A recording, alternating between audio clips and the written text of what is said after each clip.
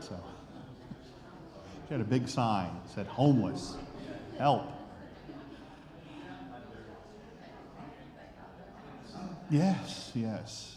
A little too quick, maybe. Good morning. We are in Acts 23, but I want to take a moment as we get started to remind you of Acts 24, verse 11. We are in the final stages of Acts. I mean, what a book. We've been looking at it over the last year. We studied 6 months in Acts 1 through 12, and we've got 1 month left of a 6-month study for Acts 13 through 28. 5 sessions, including today, and everything kind of changes once Paul gets to Jerusalem in Acts 21. Here we are now in Acts 23. I want you to notice in Acts 24, verse 11, that Paul is giving a defense, and he says, "You can verify that it is not more than 12 days since I went up to worship in Jerusalem." Acts 24, verse 11 refers to Acts 21, verse 17 and following. 21:17 through 26. So that means from Acts 21, verse 17 through Acts 23 is 12 days. I don't have a chart that displays all of what's going on, but you remember days 3 through 9, we don't really know anything about except Paul was keeping a vow. Day 9 is when Paul was arrested in the temple in Acts 21, verse 27. So we just cited Acts 21, verse 17. Acts 21, verse 27, when the 7 days were almost completed. Day 9 is that fateful day when Paul was almost torn apart, and the narrative slows down. Acts 21, verse 27, through the end of chapter 22 is all one day. A tumultuous day. Day 10 starts at the end of chapter 22, verse 30, through the end of the chapter. That's where we are. Actually, I lied. Days 10 and 11, we'll say, are what we're looking at today. So A lot happened on day 9. Acts 22, Paul was nearly killed. And so I'm looking now at Acts 22, verse 30, the start of day 10. But on the next day, it says, and so that's where we are. This is part of, there it is. Somebody put it down here. That happens at home too. You know, the remote, it's always moving around. So this remote's moving. So what I'm not trying to get you to memorize what day it is and all this. I'm trying to just help us understand and see, remind us that this is all part of a major section in Acts where Luke has actually told us, hey, this is day 12. Now we're in day 13 and this is all connected. In Acts 22, verse 30, we begin with this. On the next day, desiring to know the real reason why he was being accused by the Jews, he unbound him and commanded the chief priests and all the council to meet, and he brought Paul down and set him before them. Okay, some of you haven't been with us the last several weeks, but those of you who have, who is he? He was being accused by the Jews. Well, that's referring to Paul. But then who's this guy? He unbound Paul. Who is that? The tribune. The tribune. Some of your translations will say commander. We have seen this guy mentioned. He's mentioned a lot at the end of chapter 22. And what is he doing, basically? He's trying to keep the peace. But what else is he consistently trying to do? Keep Paul alive. That's what he's trying to do. Now, why? Why is the tribune at this point really trying to keep Paul alive? Because he found something out, didn't he? Paul is a Roman citizen. And we're going to look at his letter, and he leaves some things out when he writes a letter. So Paul is in Jerusalem. Paul's in Jerusalem. All he wanted to do was worship in the temple. We know from Paul's letters that he had brought a collection that he had gathered from predominantly Gentile churches in Macedonia and Achaia. Luke doesn't talk about that. There's one little snippet where he seems to be talking about it, but otherwise Luke ignores it, even though it dominates 1st, 2nd Corinthians, and Romans. Be that as it may, Luke is telling us that this tribune is trying to keep Paul alive. And so is God. Why is God keeping Paul alive? Why is Jesus keeping him alive? Because Paul must do what? He must go to Rome. He's in Jerusalem. Paul wants to go to Rome. Does he get to Rome? Yes. In Acts 28, he finally will get to Rome, but he won't be a free man, will he? From this point on, Paul is a prisoner. He is incarcerated, but he's being protected by the Roman tribune. Is Paul guilty of doing something? Has he committed a crime? No. And so Paul's in Jerusalem. He's already talked to the Jewish mob that tried to kill him. We'd already talked about that. What he's going to do today is talk to the Sanhedrin Council. Now, in the book of Acts, can you think of some other people who stood before the Sanhedrin Council? We got to go all the way back to Acts chapter 4. Who was it that first stood before the Sanhedrin Council, the highest court in the Jewish legal system? In Acts 4, it was Peter and John. In Acts 5, it was the apostles. In Acts 4, were Peter and John hurt physically? Were they beaten? No. They were given a warning. In Acts 5, they were beaten, and then they went back and told everybody, oh, we got beat up, but they rejoiced. They rejoiced that they had been considered worthy. Who was the next person to stand before the Sanhedrin Council in Acts 7? Stephen. And what happened to Stephen? Was he beat up? He was stoned to death.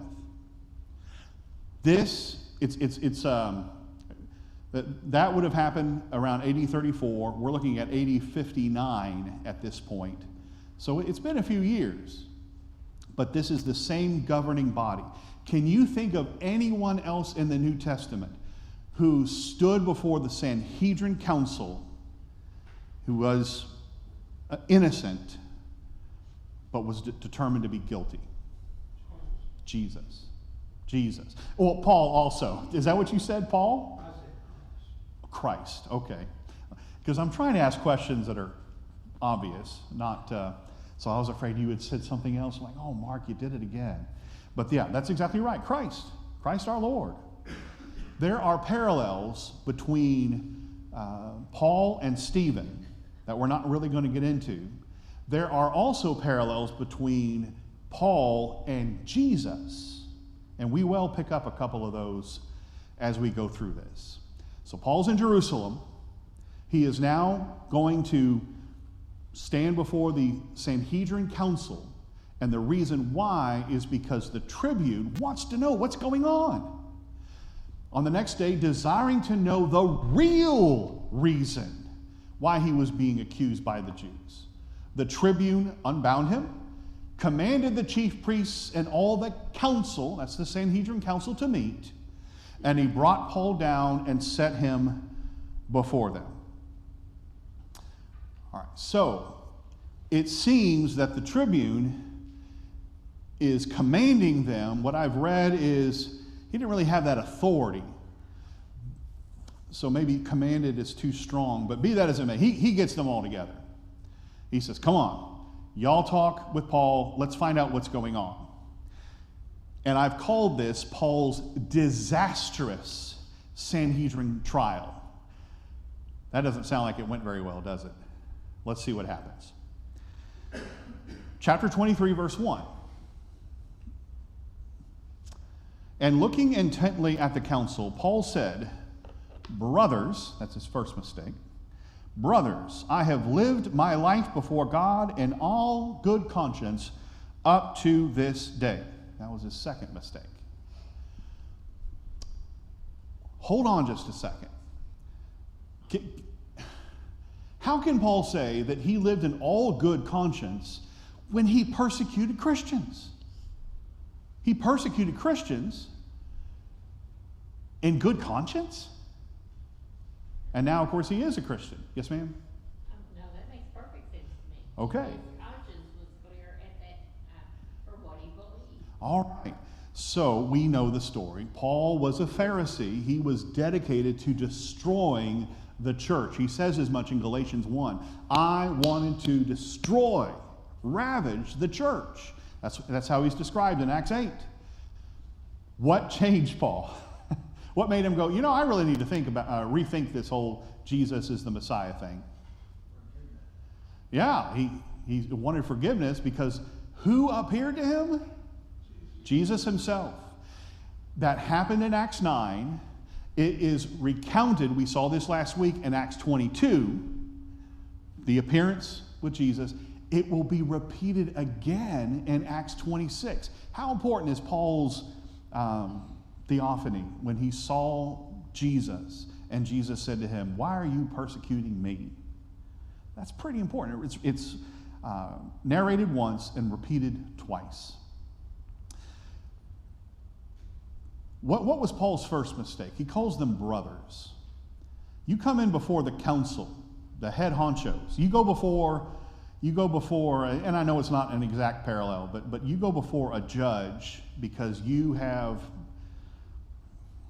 you ran a red light, or you went too fast in a school zone.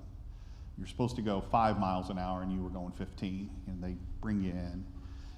And when you talk to that judge, what do you say to him or her? Hey, you, I'm talking to you. What do you say? Your Honor. Does that sound like Your Honor?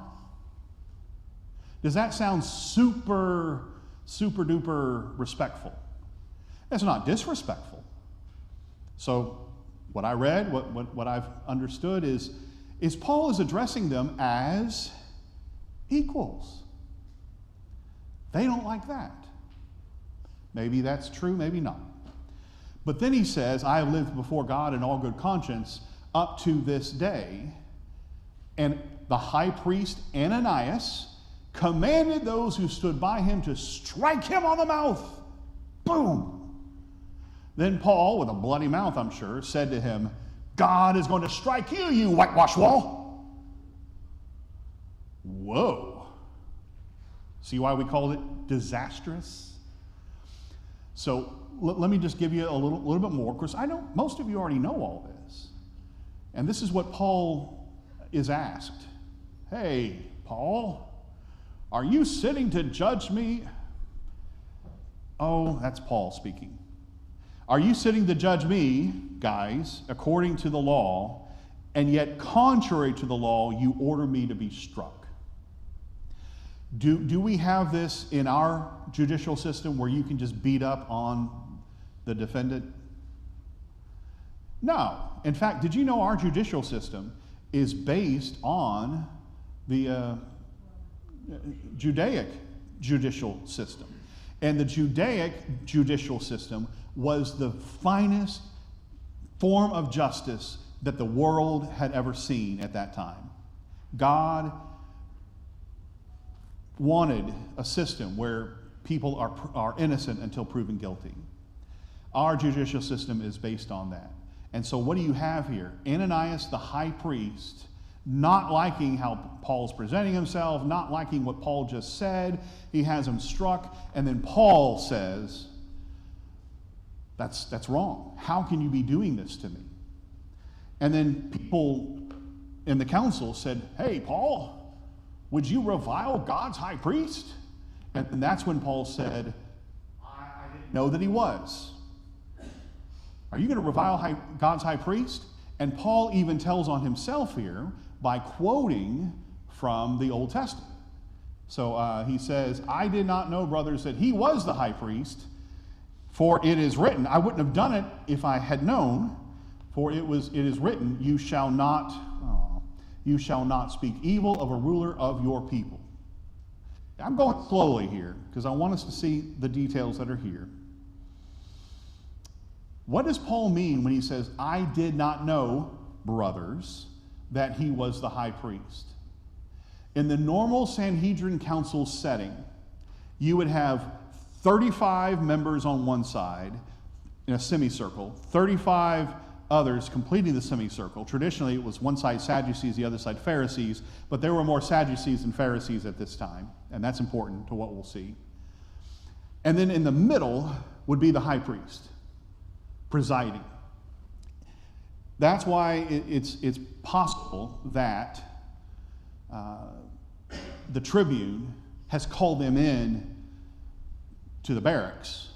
We're not told where the setting is. So there's one of two possibilities here. Paul either does not know, he sincerely does not know Ananias. He doesn't know that he's the high priest. And so when he lashed out, don't you just love that insult? God will strike you, you whitewash wall. Boom. This is not going well. A lot of fireworks. So either Paul sincerely did not know that Ananias was the high priest, or he knows and he's being sarcastic. Which do you think?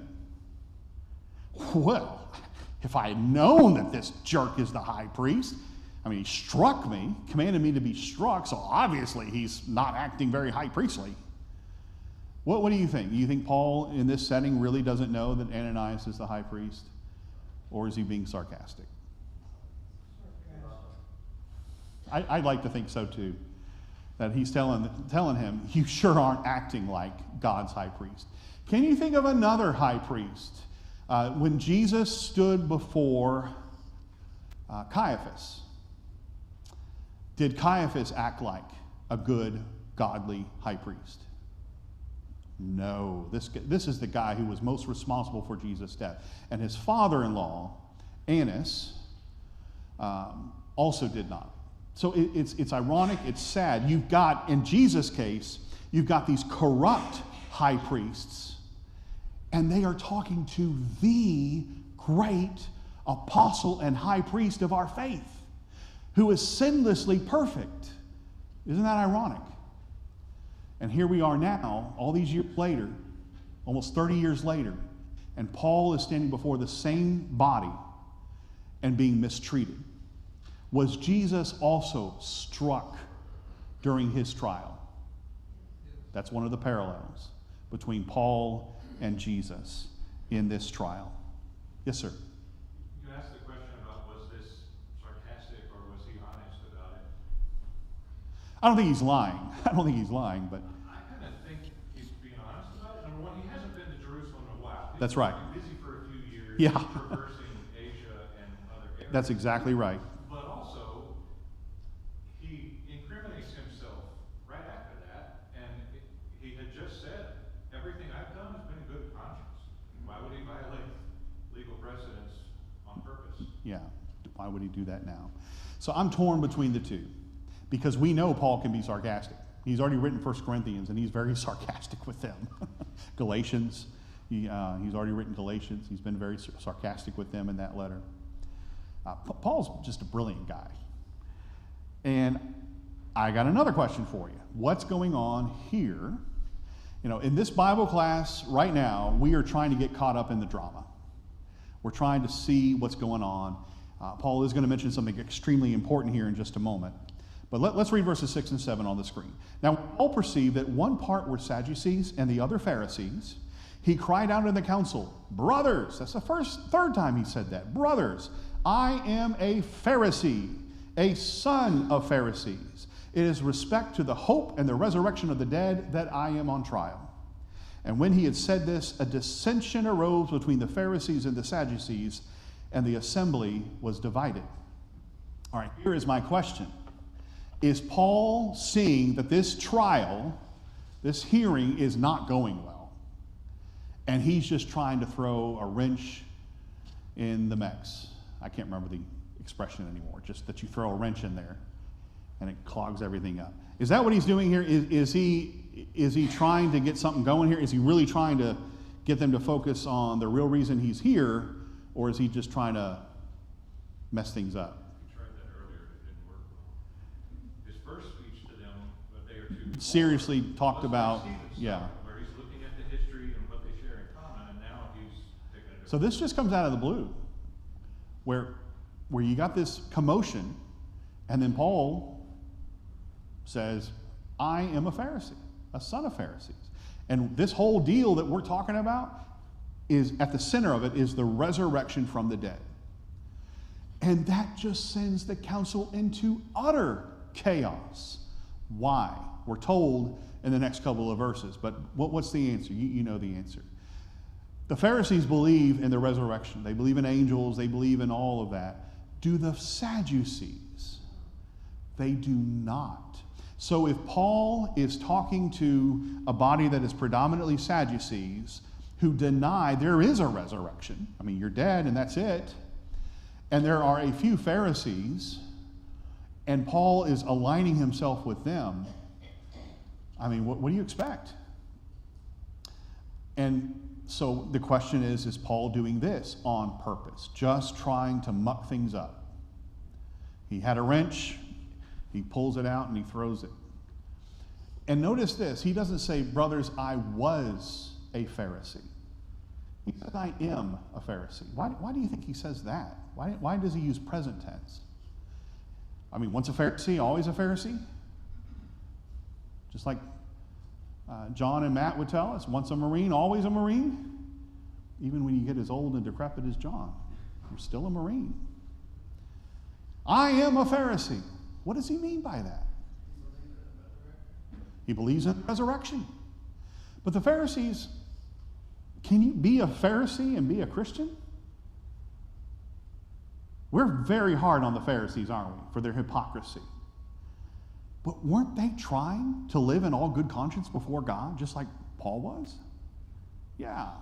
I just wanted to ask that. He says he's the son of Pharisees. We don't know much about his family. We're going to hear about his sister here in the next chapter. But what he says is all this is about the resurrection of the dead. And Whether he meant to cause this or not, a dissension arose between the Pharisees and the Sadducees, and it's over the resurrection. One of the major themes in Acts 21 through 28 is the resurrection of the dead, and we're going to continue to emphasize that as we go through here. Yes? It's a monkey wrench. You think it's a monkey wrench? I think so too. But also, I think maybe he saw an opportunity to go. He wanted to go to Rome before, remember, and he planned on doing that. I think at this point, in looking at all of it, I think at this point he's hoping to be released. However, what he's going to realize after talking to Festus, in Festus, and we're getting ahead of ourselves, but Festus said, yeah, why don't we move the trial back to Jerusalem? Because he's going to go to Caesarea, and when Paul is offered to go back to Jerusalem, that's when he says, I appeal to Caesar. I think at that point, he knew he was not going to get to Rome unless he went as a prisoner. But I don't know. I don't know if he has that in his mind right now. Yes, sir? Paul's also aware the reason this trial is taking place, this one, is because the Roman commander wants to find out what is The real charge reasons. against this guy. And he's proven a point of there really is no charge. So one of the major themes in these closing chapters, this major last section, is nobody among the Romans can come up with a charge. That's something we'll see a lot. So here it is with the tribune. He's the first one. I don't know what to charge this guy with. I mean, he's causing a huge ruckus, but I don't know what he's done. And he's going to say that in a letter we're going to look at here. All right, so we're not looking at a lot of doctrine today. We're looking at drama. We're looking at a scene, however, that centers around the resurrection of the dead. We need to remember that. All right, so now we get the explanation that we already knew. The Sadducees say there is no resurrection, nor angel, nor spirit, but the Pharisees acknowledge them all. So Luke's letting us know, in case you didn't. Then a great clamor arose, and some of the scribes of the Pharisees' party stood up and contended sharply, you know, now that I think about it, I don't think Paul's done anything wrong. What if a spirit or an angel did speak to him? And now they're rethinking Paul. He's one of us, after all. Hey. And when the dissension became violent, the tribune closes it down, afraid that Paul would be torn to pieces. So if a Roman citizen is torn to pieces under his watch, what's going to happen to the tribune? He's going to be torn apart. He's going to get in big trouble. So once again, he has to get the soldiers in there, get Paul, pull him out. Wouldn't it be a great movie? You're probably reading this and saying, I live this every day at home. No. Anybody have a teenager still? They have all these monkey wrenches in their pockets. Okay. Isn't this fun? Paul's a smart dude, isn't he? He reads the room. Yes, sir. Zach's just sitting there going, "Ah."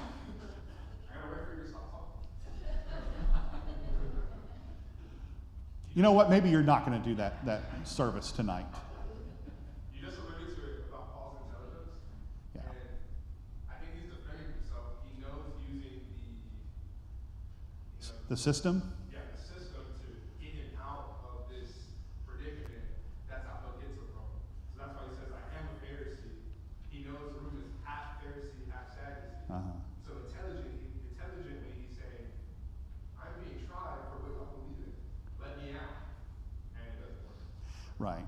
And again, I'll reiterate, I don't think at this time he's thinking, hey, this will get me to Rome. I think he's thinking, I need to get out of prison. I need to be released and then go to Rome without chains.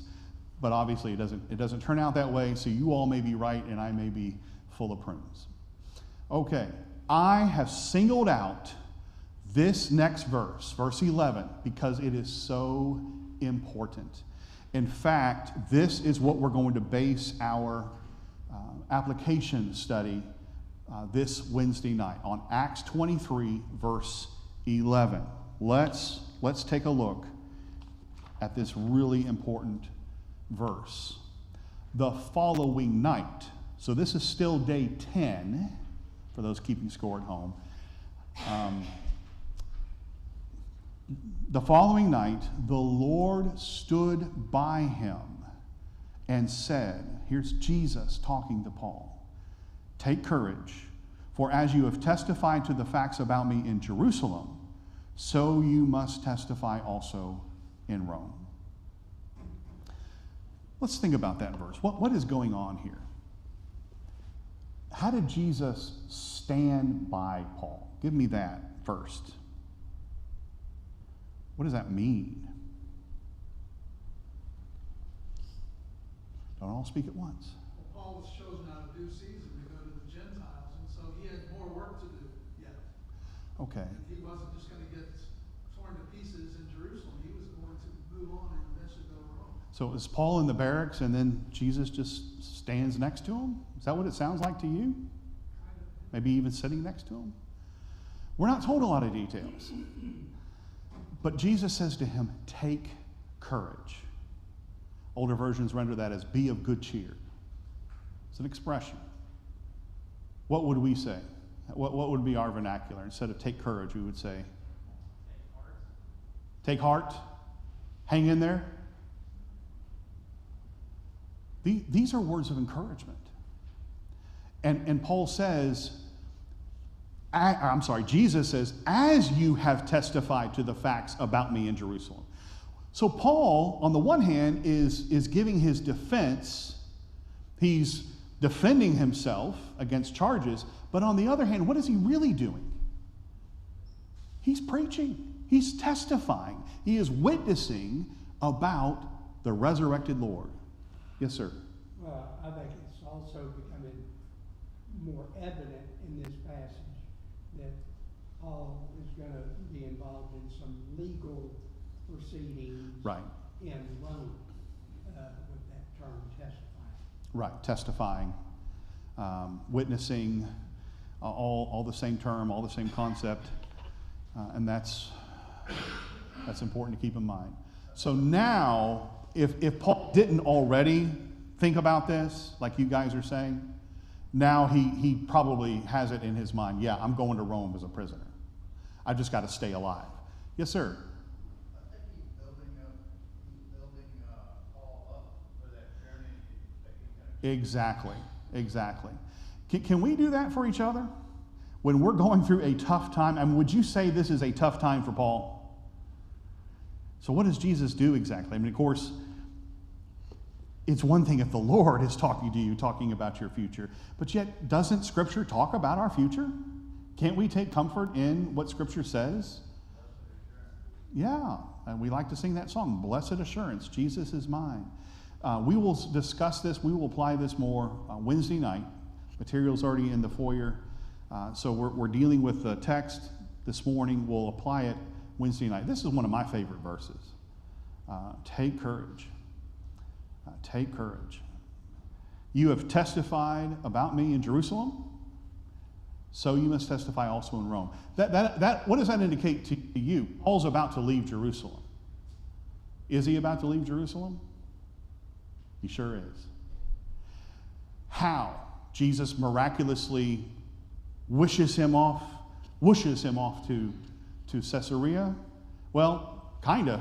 So let's see what happens.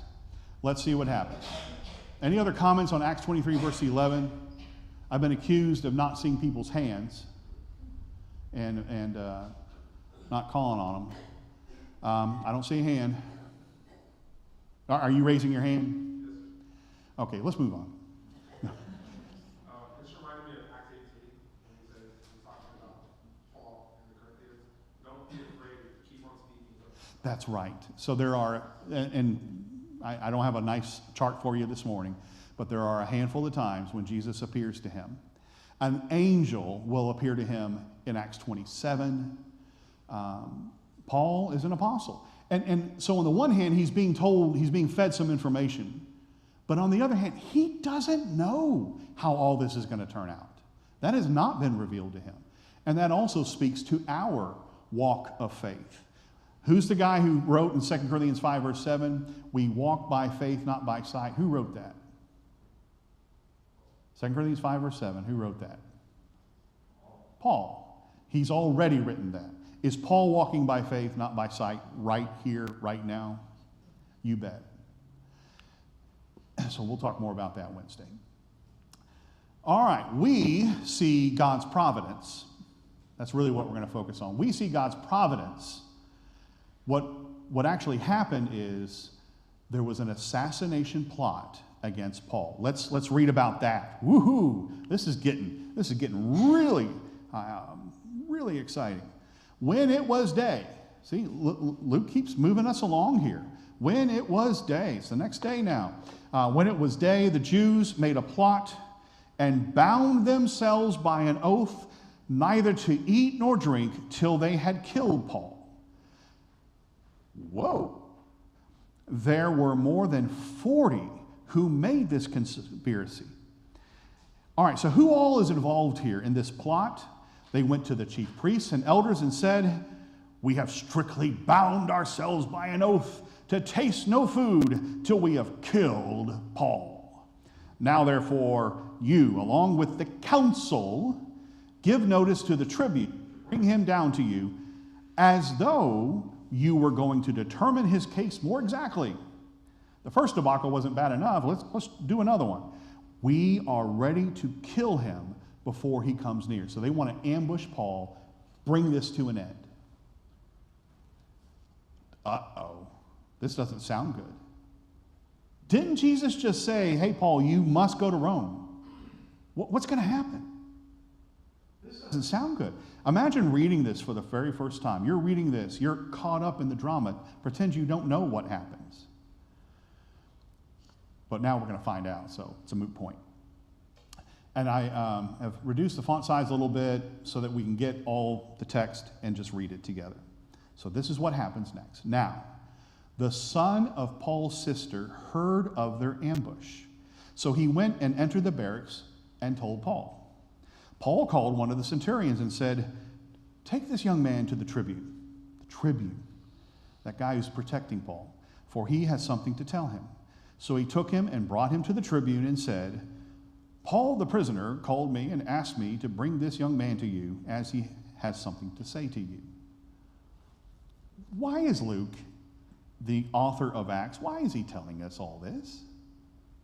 Why is he slowing down the narrative and bringing up all these details about Paul's nephew? I mean, he doesn't talk about Paul's sister, just mentions, obviously she lives in Jerusalem. We sure would like to know more about his family, wouldn't we? But we don't. She has a young son who overheard some of these guys talking about the plot, and he bravely makes his way to the barracks. Paul's been given some freedom. People can come and go and see him. The little boy tells him, we don't know for sure how old he was, but the tribune's about to call him a lad. What was the term he used? I don't remember. All right. Young man. Thank you. You know how I am. I'll look at it and it's right there in front of me, and I don't see it. But yeah, young man. Well, the tribune, I love this. Listen to this. Verse 19. The tribune took him by the hand and going aside asked him privately, "What is it that you have to tell me?" And he said, "The Jews have agreed to ask." Okay. "The Jews have agreed to ask you to bring Paul down to the council tomorrow, as though they were going to inquire somewhat more closely about him." Does that sound like a little kid to you? He's talking up a storm here. Yeah, then again, I could see my 7-year-old doing this. My 7-year-old grandson. The son is not in his teens or maybe later. Probably. He probably is. He's probably a young man, not a young 7-year-old. Anyway, we're just not told. As though he were coming to inquire somewhat more closely about him. They were, the council. "But do not be persuaded by them, for more than 40 of their men are lying in ambush for him, who have bound themselves by an oath neither to eat nor drink till they have killed him. And now they are ready, waiting for your consent." That doesn't sound like a little kid at all. This is a young man who has bravely gone to his uncle, Paul, and then transported to the tribune and tells him this plot. So Wednesday night, as part of our study where Jesus says, "Take courage," You've got this. I've got you. We're going to learn about the faith of a young man. How God used a young man who overheard the plot and saved Paul. Well, the tribune takes this very seriously. He dismissed the young man, charging him, "Tell no one that you have informed me of these things." Do you like this guy, the tribune? You kind of liking him? Now, he's popped up a lot since chapter 21. At first, did he like Paul? He thought he was just some troublemaker. He learns that he's a Roman citizen. He starts listening to this guy, seeing how he handles himself. Yes, he has a responsibility to protect Paul, but I think he likes this guy. Did you know that's how a lot of these Roman officials, high up officials, are going to like Paul? Getting ahead of ourselves, when Paul is now going to be moved to Caesarea, which is the capital of Judea, the Roman capital. We think of Jerusalem as the capital, but Caesarea was the Roman capital. It's where Herod the Great, he built that city. This is the seat of power. That's where the governor is primarily. And remember that Felix would often call for Paul to come speak to him. All right, we'll look at that next week. All this is connected. All this is connected together. So the assassination plot has been caught, has been heard about. Does the tribune confront the Jewish council? Does he seek to? No, this is what he does. He executes a daring plan. I've got the verses on the screen, and what I would like to do is just read them. And I know Zach over there is saying, yeah, right. You're not going to stop and give us your take on this or that. But I'm not. Let's get caught up in the drama. Here we go. Verses 23 through 35. That's how far we're going. And I won't interrupt. Then called two of the centurions and said, "Get ready, 200 soldiers with 70 horsemen and 200 spearmen to go as far as Caesarea at the third hour of the night." You know what time that is? 3 in the morning. Also provide mounts for Paul to ride and bring him safely to Felix the governor. And he wrote a letter to this effect. Oops, I don't put this letter on the screen. Oops. This letter is really interesting. In this letter, he leaves out that he did strike Paul, and he almost flogged the guy illegally. He doesn't mention that. So here we go. Here's the letter in verse 26. Claudius Lysias, that's him. We now know the tribune's name. Claudius Lysias, to his excellency, the governor Felix. Greetings. This man was seized by the Jews and was about to be killed by them when I came upon them with the soldiers and rescued him, having learned that he was a Roman citizen. Little other things happened there, but okay. And desiring to know the charge for which they were accusing him, I brought him down to their council. I found that he was being accused about questions of their law, but charged with nothing deserving death or imprisonment. Paul doesn't deserve to be in jail.